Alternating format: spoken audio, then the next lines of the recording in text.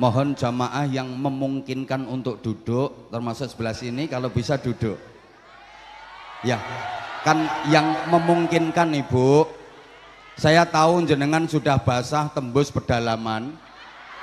Yang memungkinkan untuk duduk, boleh duduk biar lebih tertib. Nanti waktu Pak Gubernur memberikan sambutan dan pengarahan, panjenengan lebih bisa mendengarkan dengan khidmah, lebih bisa mencerna dan memahami. Luar biasa, begitu Pak Gubernur rawuh datang, hujan langsung reda. Ini gubernur yang sakti ini. Luar biasa. Dulu sebelum kepemimpinan beliau menjadi bupati di Oku Timur lumayan ngeri kriminalitasnya. Begitu beliau jadi bupati di Oku Timur langsung kondusif. Yang enak ya bupatinya sekarang. Bupatinya yang sekarang enak, padahal subhanallah yang mengkondusifkan adalah perjuangan beliau Pak Haji Herman Deru. Tepuk tangan untuk beliau. Luar biasa. Dulur lawas. Dulu waktu pencalonan gubernur periode pertama saya ikut kampanye. Sampai naik getek, naik perahu. Tapi setelah itu beliau lupa. Ndak ya, karena saking lamanya nggak jumpa. Saya begitu, waktu itu beliau mohon maaf, underdog loh waktu itu. Dari sekian kandidat calon gubernur dan wakil gubernur Sumsel, beliau itu surveinya paling bawah dulu Pak, dulu. Nah ini bukti kesaktiannya beliau. Dari berbagai survei itu paling bawah langsung melejit dan dipercaya masyarakat Sumsel untuk menjadi pemimpin Provinsi Sumatera Selatan. Masya Allah, mudah-mudahan beliau panjang umur, sehat walafiat, diberi kekuatan lahir batin, amanah, istiqomah untuk terus memperjuangkan kesejahteraan masyarakat Sumatera Selatan, termasuk memprioritaskan pendidikan karakter akhlakul karimah untuk masyarakat. Karena prinsipnya beliau, bangunlah jiwanya, bangunlah badannya. Bukan hanya membangun material, tapi spiritual juga. Biar beliau istirahat dulu. Kayaknya begitu beliau datang kok saya sudah dicuekin ya. Ibu-ibu itu kalau lihat orang ganteng gitu ya modelnya. Begitu yang ganteng datang terus aku dicuekin. Ya tahu kayak gini aku nggak datang. Lanjut apa enggak ini? Oke, saya lanjut dulu sebelum beliau sambutan dan memberikan arahan. Bapak Ibu, saya ulang, ketika manusia mati, jasadnya kembali ke tanah, amalnya kembali pada diri sendiri, rohnya kembali kepada Allah untuk dimintai pertanggungjawaban tentang kalimah tauhid la ilaha illallah yang dititipkan waktu di alam rahim itu masih utuh apa sudah berkurang atau bahkan hilang habis sama sekali. Para jamaah, kalimah tauhid la ilaha illallah menjadi fitrah itu bisa tetap utuh, bisa berkurang, bahkan bisa habis sama sekali. Ketika manusia beribadah, menjalankan taat, maka fitrah la ilaha illallahnya tetap utuh dan kuat. Sebaliknya, ketika manusia berbuat maksiat, melakukan dosa, maka fitrah la ilaha illallahnya berkurang. Maksiat lagi, dosa lagi, la ilaha illallahnya berkurang lagi, maksiat lagi, dosa lagi, fitrah la ilaha illallahnya berkurang lagi. Apalagi kalau manusianya murtad, musyrik, maka fitrah la ilaha illallahnya habis sama sekali. Makanya la ilaha illallah itu sumbernya iman, Dan al-iman yazidu wa yanqusu. Iman itu fluktuatif. Understand? Wis orang ngerti rapopo, pokoknya jawab yes.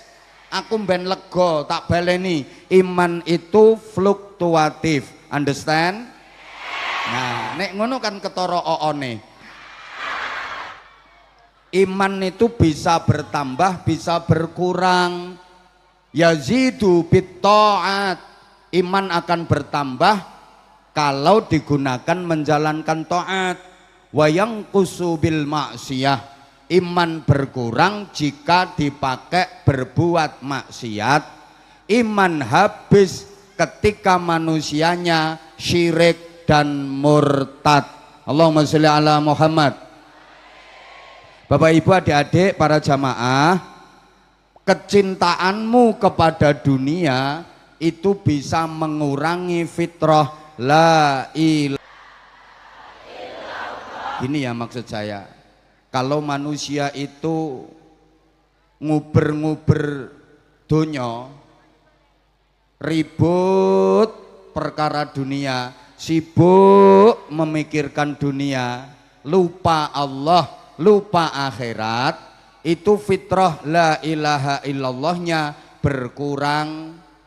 Ngurusi dunia maneh, sibuk dunia maneh, lali Allah, lali akhirat, maka fitrah la ilaha illallahnya berkurang. Karena gini ya, warga desa sini Sumber Harjo dan sekitarnya, Nun Sewu, fitrah la ilaha illallahnya itu bisa utuh, bisa berkurang. Kalau kena opo itu? Kalau lagi di majelis ilmu, lagi di majelis zikir, kalau lagi tahlilan, yasinan, manakiban, lah itu fitrah la ilaha illallahnya utuh. Kenapa? Karena ingat akhirat, ingat Gusti Allah, utuh la ilaha illallah. Tapi maaf, ketika di sawah lupa akhirat, lupa Allah, itu la ilaha illallah bisa berubah. Iso dadi la ilaha illa pari wal gabah, la ilaha illa panenan. Karena enggak ingat akhirat, enggak ingat Gusti. Lagi di pasar, lupa akhirat, lupa Allah, la ilaha illallahnya bisa berubah jadi la ilaha illa bati wal duwe. Waktu lagi di kantor, lupa akhirat, lupa Allah, itu la ilaha illallah bisa berubah jadi la ilaha illa gaji wal bayaran. Paham pora gitu omongin?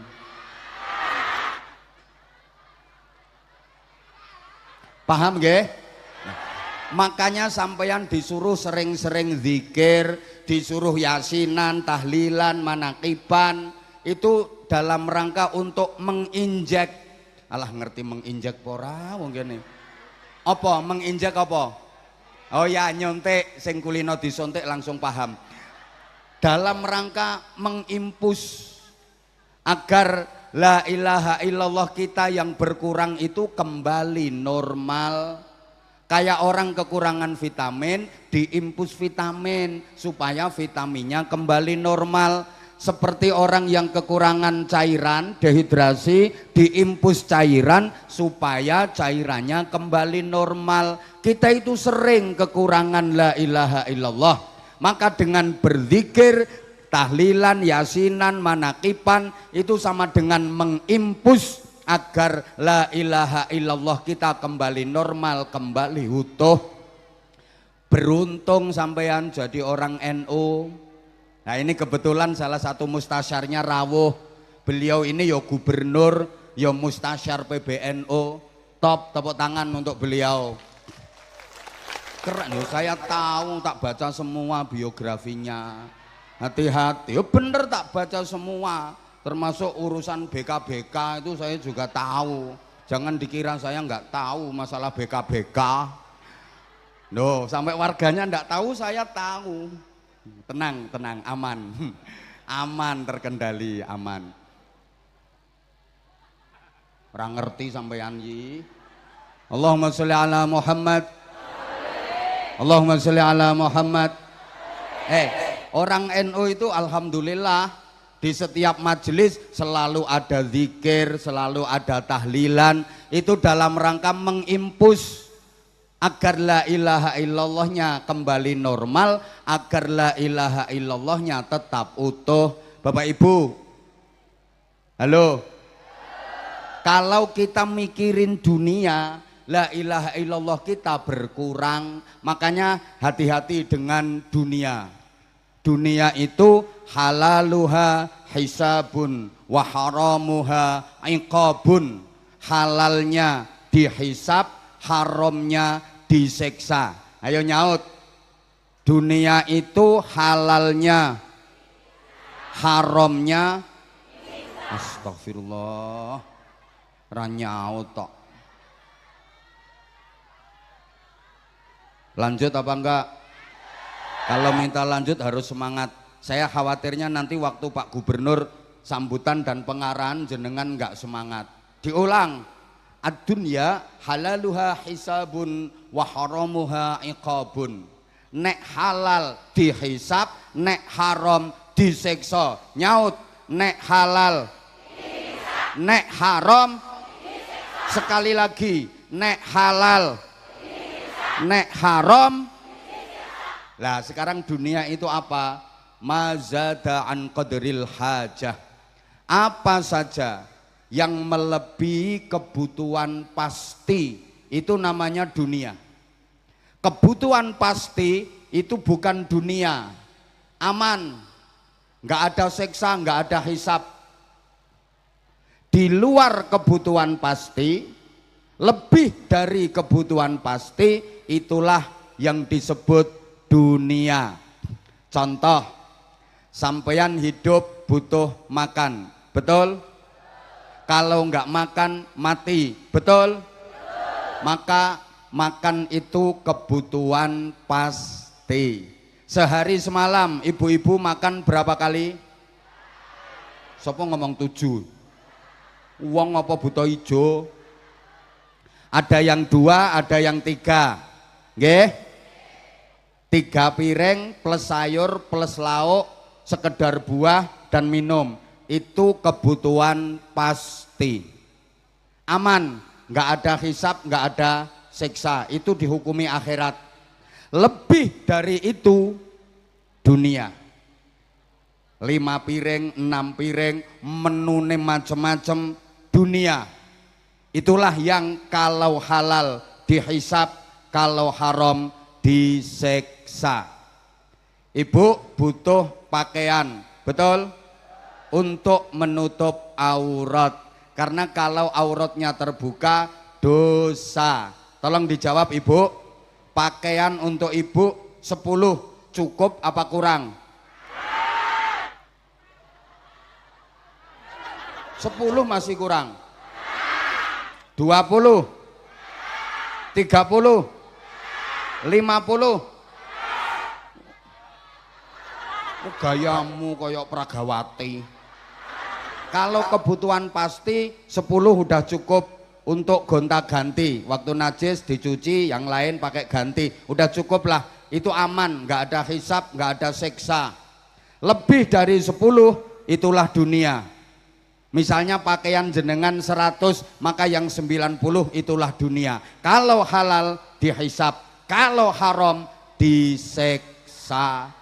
Maka orang itu semakin banyak harta dunianya, semakin ruwet hisabnya, semakin jelimet hisabnya, semakin lama hisabnya. Nah, kalau dunianya cuma sedikit, hisabnya cepat dan mudah. Saya yakin antara yang di panggung dengan yang doprok di bawah itu nanti hisabnya lebih cepat yang doprok di bawah. Yang di panggung ini hisabnya lama, yang doprok di bawah hisabnya mudah. Yang di panggung ini hisabnya ruwet, jelimet, apalagi yang jabatannya paling tinggi.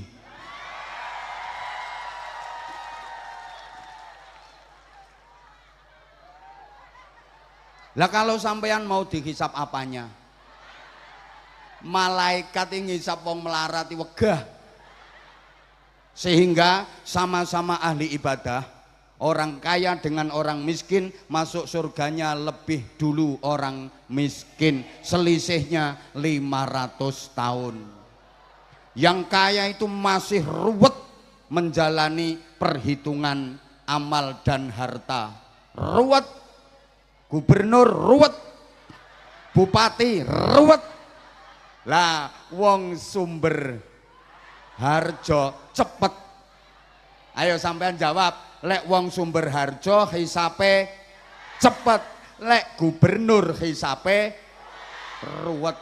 Warga Pak yang jawab Pak. Diulang sekali lagi. Lek masyarakat sumber harjo dan sekitarnya hisapnya cepet, lek gubernur bupati hisapnya ruwet. Jadi yang melarat-melarat ini udah masuk surga, udah seneng-seneng, udah seneng 500 tahun. Udah seneng-seneng sama istrinya, udah keramas, udah handuan. Lah yang kaya-kaya itu ruwet. Ruwet. Nah sampean pengen hisapnya ruwet apa cepet? Sampean pengen masuk surganya lambat apa cepat? Ya saya doakan mudah-mudahan miskin terus. Lah katanya pengen cepet. Halo?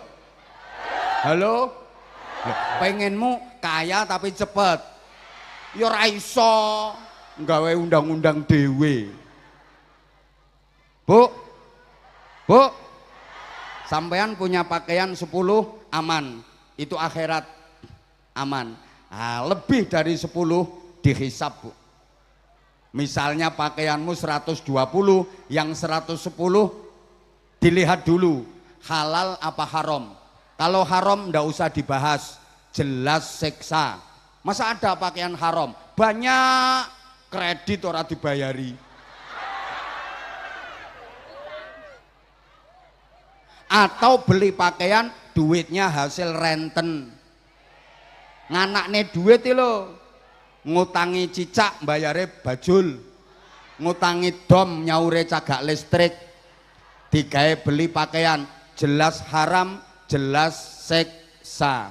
Yang halal itu dihisap. Berapa jumlah pakaianmu? 637. Belinya di mana? Ada yang online, ada yang COD, ada yang langsung shopping ke mall, ada yang di kaki lima, ada yang 35 ribuan. Duitnya dari mana? Usaha apa, kerjasama apa, penghasilanmu berapa, ketika sudah nisab dikeluarkan zakatnya apa ndak, ribet. Wes sudah bikin contoh saya sendiri, saya ceramah butuh minum, betul? Ya kalau nggak minum ya seret. Segelas air putih cukup kan? Aman. Kalau minumannya segelas air mineral aman, itu akhirat. Bukan dunia, karena kebutuhan pasti. Loh kok ada degan, ada jus alpukat, ada susu, ada kopi, dan kopi susu pula. Ruwet. Minuman paling tidak jelas itu kopi susu. Kopinya ngajak melek, susunya ngajak merem. Ini sebentar. Berarti dunia itu, dunia air mineral segelas aman. Selebihnya yang degan, yang jus alpukat, yang kopi, yang jahe, yang teh, yang susu, ada makanan pula dunia. Saya tanya, haram apa halal itu? Halal, dihisap. Besok di akhirat saya dimintai pertanggungjawaban. Anwar Zahid, siap. Kamu ceramah kan butuh minum, siap. Segelas air putih kan udah cukup. Siap, cukup. Lah itu kok pakai degan, pakai jus alpukat, pakai kopi, pakai jahe, pakai teh, pakai susu, ada buahnya pula. Gimana itu? Saya jawab, itu yang nyediain panitia. Akhirnya panitia dipanggil, dihisap, saya ke surga. Iya.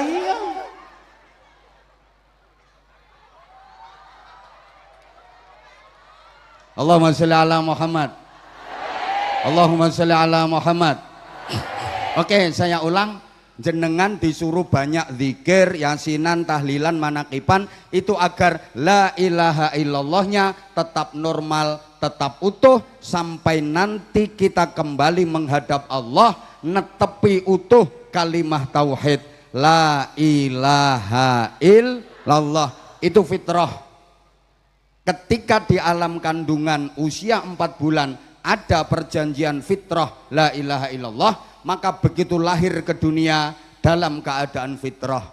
Rasulullah menyatakan kullu mauludin yuladu alal fitrah.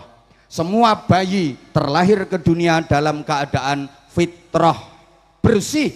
Anaknya siapapun, terlahir dari rahim siapapun, berasal dari keturunan siapapun, dasarnya adalah bersih, baik. Maka dewasanya seperti apa? Ini ditentukan oleh pendidikan orang tuanya. Maka lanjutannya hadis illa anna abawaihi yuhawwidanihi, tergantung orang tuanya. Anak mau dididik dan diarahkan Yahudi, maka anak jadi Yahudi. Au yunassiranihi, atau dididik dan diarahkan Nasrani, anak jadi Nasrani. Au yumajjisanihi, dididik diarahkan ke Majusi, anak jadi Majusi. Kalau diteruskan au yucoppetanihi, anaknya jadi copet. Au yumallinganihi, anaknya jadi maling. Au yubajinganihi, ini tanggung jawab orang tua. Yang jelas semuanya lahir ke dunia dalam keadaan fitrah. Maka Allah menginginkan ketika kembali kepada Allah juga dalam keadaan fitrah. Makanya Bapak Ibu para jamaah, Allah itu ngirit kata fitrah. Dalam Al-Quran, fitrah itu hanya disebut 1 kali saja. Yang lain pakai fatoro, atau kalau enggak gitu fatirun. Tanyakan sama kiai-kiai yang bisa ngaji. Ada sekarang kiai yang enggak bisa ngaji, wong bukan kiai aslinya. Halo? Bu? Kalau menjelaskan manusia itu pakai fatoro. Kalau yang dijelaskan alam itu pakai fatirun. Contoh fatirus samawati wal ard. Enggak pakai fitrah, pakai fatirun. Tapi kalau yang diterangkan, yang dijelaskan itu manusia, pakai fatoro. Ayat yang jenengan paling hafal, tolong nyaut, nyambung. Wa ma liyala a'budul ladzi, nah fatoroni, paham? Astaghfirullahaladzim. Kalimah fitrah hanya disebut 1 kali. Ini hikmahnya apa? Agar sekali kita la ilaha illallah, selamanya sampai mati tetap istiqomah la ilaha illallah. Bareng. Fitrah itu hanya disebut 1 kali dalam Al-Quran. Fitrotallahillati fatoron nasa alaiha. Hikmahnya apa? Fitrah kok cuma disebut 1 kali dalam Al-Quran. Hikmahnya adalah sekali kita netepi la ilaha illallah, selamanya sampai mati tetap istiqamah la ilaha illallah. Sama-sama. Kenapa sih jamaahnya kok tak suruh ngulang-ngulang terus, tak suruh ngikutin? Ini untuk mengimpus, untuk menginjek agar la ilaha illallah kita kembali normal. Amin Allahumma amin Allahumma. Oke, sekarang yang kedua, perhatikan. Imam Fakhrur Razi dengan tegas menyatakan al-fitratu hiya kalimatut tauhid la ilaha illallah, itu juga untuk belajar ma'rifatullah, mengenal Gusti Allah. Apa itu? Ma fatarul khalqa alaihi bil ma'rifah. Udah, tak ringkes saja keterangannya biar cepet daripada dibaca Arabnya ya ora dong, ora cetha, ora mudeng. Soalnya sing tekono kene iki rupane ayu-ayu tapi maaf ya kalau aku bilang Oon jangan marah. Demi Allah bukan bermaksud menghina, merendahkan, melecehkan, ndak. Itu bahasa akrab. Aku tuh orangnya nggak bisa jauh dari kamu. Kalau aku pakai bahasa kayak gitu kan kamu nanti pikirannya langsung, ah yang ceramah ternyata sama kok kayak kita. Makanya aku pakai bahasa-bahasa yang merakyat. Kalau aku terlalu serius, khawatir nanti kamu ketemu aku malah bungkuk-bungkuk assalamualaikum abah, malah nggak enak. Oke, makanya kalau aku bilang Oon jangan marah ya nggak marah lah, wah memang Oon beneran enggak subhanallah, enggak, ini bahasa akrab. Pokoknya aku tuh pengen deket sama kamu. Makanya saya nggak nyangka, jujur Pak Gubernur, saya nggak nyangka. Saya pokoknya sobo wilayah kene iki mulai beliau masih bupati, mulai beliau masih pencalonan bupati dulu, udah lama banget. Saya ini udah penceramah expired. Sekarang bermunculan penceramah baru. Jujur, saya sempat khawatir kamu tuh berpaling ke lain hati. Tapi begitu menyaksikan yang hadir, Masya Allah, aku yakin kamu masih tetap setia sama aku. Gak nyangka, aku kalau ngelihat kayak gini makin sayang aku. I love you. I love you. Sing tuwek ra usah. Aku ngajak sing nom ngopo sing tuwek ndisiki ngene-ngene. Malah ana sing nambah ngene. Gila nih. Ayo nyaut, belajar ma'rifatullah bareng. Sekali lagi. Artinya apa? Ma'rifatullah, pengenalan Allah. Gini Bapak Ibu, semuanya kembalikan kepada Allah. Bukankah kita mulai kecil diajari sama orang tua, diajari guru-guru kita untuk mengembalikan semua urusan kepada Gusti Allah.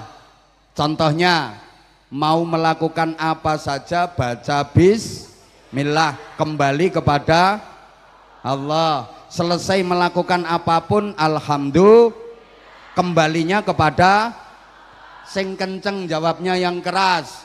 Kalau merasa banyak dosa, banyak salah, kembalinya kepada punya janji, misalnya nanti kalau saya jadi bupati jalan-jalan akan saya bangun, pendidikan akan saya upakan gini, harus bentar, insya Allah, kembalikan semua sama Allah.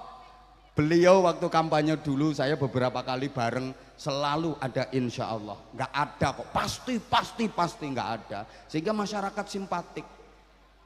Beliau selalu gitu, insya.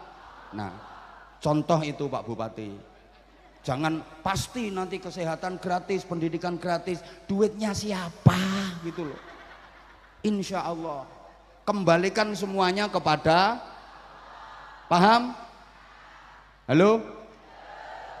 Mengalami atau menyaksikan hal yang mentakjubkan, masya, kaget sak kaget, mendengar berita kematian, inna, semuanya kembali kepada Allah. Gitu loh Bu. Kenapa harus kembalikan kepada Allah? Karena gini, aslinya, pakai shot, aslinya manusia itu enggak punya apa, semuanya kepunyaan Gusti. Aslinya manusia nggak punya apa. Makanya sekarang kalau sampean nggak punya apa-apa, berarti sampean termasuk manusia asli. Asli ora gablek.